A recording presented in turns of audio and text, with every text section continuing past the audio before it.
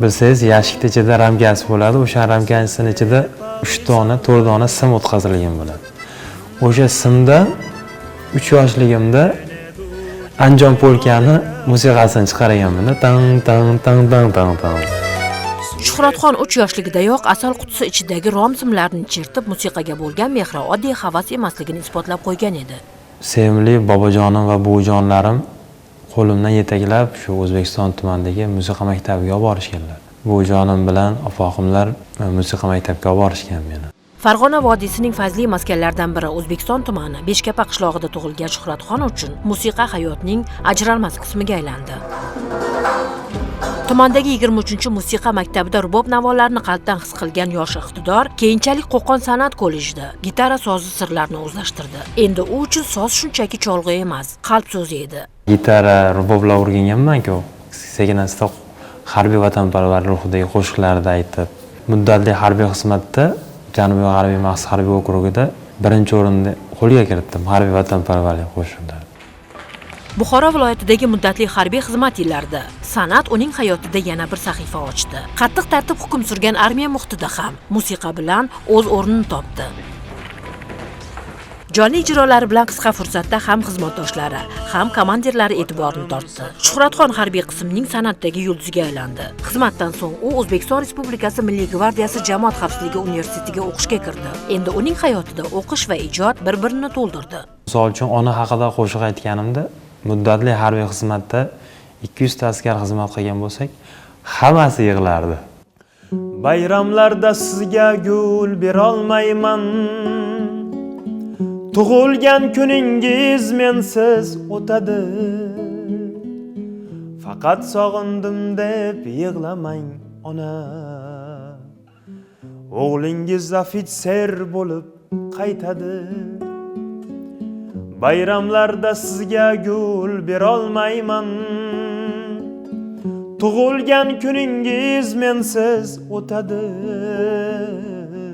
Faqat sog'indim deb yig'lamang ona. O'g'lingiz ofitser bo'lib qaytadi. Vatan tinchligini saqlab mardona. Xalqim ishonchini oqlab mardona. Duoyingiz bilan Toshkentdan ona. O'g'lingiz ofitser bo'lib qaytadi. Tunlari tinch uxlang, tortmay hijolat. Qo'riqlarman sarhadlar yurib sergak. Men baxtliman shodon yursangiz faqat. Onajon biz kutgan kunlar keladi. O'g'lingiz ofitser bo'lib qaytadi. Bayramlarda sizga gul bera olmayman. Tug'ilgan kuningiz mensiz o'tadi. Faqat sog'indim deb yig'lamang onajonim. O'g'lingiz ofitser bo'lib qaytadi. Hammasi menga rahmat aytardi. Bundan tashqari xizmatlar boshqalarda hammasi menga ko'maklashib, akalar qandaydir ukadek bo'lib ketardik, ukalarga aka bo'lib, yaqin do'st bo'lib, san'at sohasida ko'proq harbiy sohada kerakliligimni his qildim. Ijodiy tanlovlardagi g'alabalar 2022-yilda qo'lga kiritilgan Ilhom mukofoti uning mehnatlarining samarasi edi. Ilhom mukofoti faxrli birinchi o'rinda qo'lga kiritib, Spark avtomobili bilan taqdirlandi. Ko'pchilik yigitlarimizning orzularidan biri bo'lmish dadasiga mashina mindirish, menga ham qandaydir bir orzu bo'lib xayollarimda yurardi, shu keyin dadamga sovg'a qildim. Bugun katta leytenant Shuhratxon Muhammadxonov Milliy gvardiya harbiy musiqa akademik litseyida kurs boshlig'i sifatida xizmat qilmoqda. Jon millati U yaratgan jadidlar qasidasi davlatimiz rahbari e'tiboriga sazovor bo'ldi. Muallif O'zbekiston ma'naviyat fidoyisi ko'krak nishoni bilan taqdirlandi. Klip bo'lgan mualliflik qo'shiqlarim 10 dan ortiq. Bundan tashqari she'rlar ham yozamiz, 100 dan ortiq o'zimda qo'shiqlarim bor. Jadidlar qasidasi taronasini she'rini yaratdim.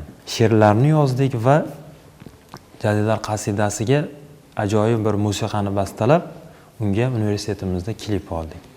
va davlatimiz rahbari tomonidan universitetimizda ochilish marosimida shaxsan o'zlari ko'rishdilar va bu qo'shiqni nafaqat yoshlarimizga, balki butun xalqimizga namoyish qilish takliflarini berib, O'zbekiston ma'naviyat fidoyisi ko'krak nishoni bilan taqdirlashdilar. Shuningdek, lavhamiz qahramoni Milliy gvardiya ma'naviyat a'lochisi va Zahiriddin Muhammad Bobur ko'krak nishonlari sohibi. Uning kitoblari, madhiyalari va vatanparvarlik qo'shiqlari xalq qalbidan joy olgan. Vatan himoyachisi deyilganda faqatgina shu forma kiyib, egniga libos kiyib, sarhadlarni himoya qilish deb tushunadi ko'pchiligimiz. Bu ham to'g'ri. Lekin vatan deyilganda eng avvalo xalq, ya'ni xalqimizdan birlashgan bitta oila. Mana shu oilani nimaga ehtiyoji bor? Eng avvalo tinchlikka, sog'likka, ilm o'rganishga, shu madaniyatni o'rganishga va qaysi yo'nalishida xizmat qiladigan inson, bu barchasi shu vatanni, xalqni himoyachisi hisoblanadi. Shuhratxon Muhammadxonov hayotida harbiylik va ijod ikki qanot. Ana shu qanotlar uni yurtga xizmat, elga ma'naviyat ulashish sari yetaklab kelmoqda. Mutabar Nurmuhammedova, Farruh Xotbasarov, Zohidjon Mamasoliyev, Toshkent.